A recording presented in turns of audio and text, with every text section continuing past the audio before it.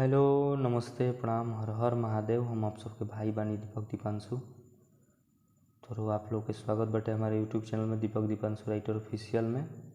तो आप लोग कैसन बानी? हमारा आशा न पूर्ण विश्वास बा कि आप लोग ठीक हो, एकदम आप लोग और ठीक रही, मस्त रही, स्वस्थ रही। आप लोग खूब मेहनत करी और आगे बढ़ी। और वो सबके साथे और वो सबके भाई खड़ा बाटे, जैसे भी वो सबके सपोर्ट करब है लाइन में। गीत संगीत से जितना भी जुड़ल चीज़ हुई वो सब में हम लोग सबके सपोर्ट करे खातिर 24 घंटा खड़ा बानी। तो चलिए आज हम लोग सब खातिर लेकर के आइल बनी बहुत ही शानदार एकदम देवी गीत और एकदम दर्दनाक हिट मैटर बटे एकदम नवरात्रि सॉन्ग 2024। तर्ज बटे बालू के सारा कमाई ए माई। कुछ अलग ही अंदाज में रोज सब खातिर गाना लिखल बटे। फिर से रोज सबको बता दिल चाहता नहीं कि बालू के सारा कमाई ए माई तर्ज बा ये गाना के। तो हमारा आशा न पूर्ण विश्वास वगैरह वो सब की गाना एकदम 100% बेहद पसंद आई।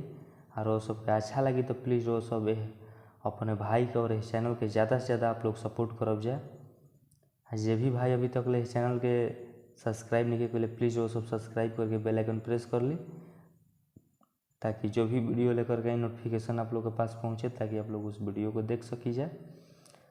जे भी भाई का अच्छा लगी तो प्लीज़ वो सब अपन एक एक कमेंट एक एक लाइक करके अपने भाई के खूब सारा प्यार आशीर्वाद देहब जाए। जे भी भाई के हमसे पर्सनली सॉन्ग लेवे को कि भाई कॉल व्हाट्सएप के जरिए संपर्क कर सकताने।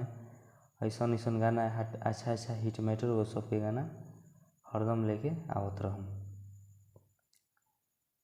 तो तर्ज बाटे बालू के सारा कमाई ए माई देवी गीत नवरात्रि सॉन्ग 2024। तो चली लड़का लड़की के मैटर बटे डिबेट सॉन्ग बा। जहाँ दू बटे वो सब खुद समझदार बन जाए, समझ जाइए। देर ना कर दो वो सब के हमें मुखड़ा सुनाओ तनी गा के डमी कर तनी लड़का के बोलबा कि फिर कबो दर्शन ना होई मई हर के आ पुलिस प्रशासन माई ले जाई पकड़ के।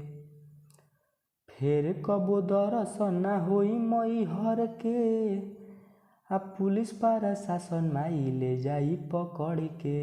तो लड़की कहती है कि जनुआ के हमारा रउए बचाई, थाना में नाम पूरा चर्चित बा। आ बालू के सारा कमाई ए माई शरण में रउए समर्पित बा। आ बालू के सारा कमाई ए माई चरण में रउए समर्पित बा। तो हमारे लिखल मुखड़ा रो सबके कैसा लगल है, हमारा आशा पूर्ण विश्वास बा कि रो सबके बेहद पसंद आई हुई। और अच्छा लगी तो प्लीज़ वो सब इस चैनल के ज़्यादा से ज़्यादा सब्सक्राइब लाइक शेयर कमेंट आप लोग जरूर करब जाए। आ जे भी भाई अभी तक इस चैनल के सब्सक्राइब नहीं किए प्लीज़ वो सब सब्सक्राइब करके बेल आइकन प्रेस कर लीजिए, हमसे जुड़ी जाए, ताकि जो भी हम वीडियो लेकर गए वो सबके पास पहुँचे, वो सब तक वीडियो के देख सकी जाए। जे भी भाई के मुखड़ा अच्छा लगी प्लीज़ वो सब कमेंट करके जरूर बतलाइए जाए कि हम मुखड़ा ही कैसा लागल। आई अच्छा लगी तो प्लीज़ वो सब अपने भाई के ढेर सारा प्यार आशीर्वाद देहब जाए। चलिए जे भी भाई के सॉन्ग पर्सनल लेवे को भाई कॉल व्हाट्सएप के जरिए संपर्क कर ली हैं। जे भी भाई के पर्सनली सॉन्ग लेवे को कि दूसरा सॉन्ग भी तो भाई कॉल व्हाट्सएप के जरिए संपर्क कर सकता है। ऐसा अच्छा मैटर एकदम हिट सॉन्ग अच्छा शब्द डाल कर वो सबके गाना देवल जी।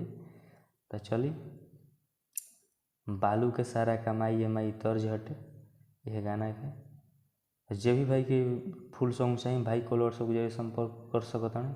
भाई खातिर गाना लिख दिए पूरा। तो चलिए नेक्स्ट सॉन्ग के लिए टाटा बाय बाय, जय हिंद, जय भारत, जय हो भोजपुरिया समाज, जय माँ सरस्वती।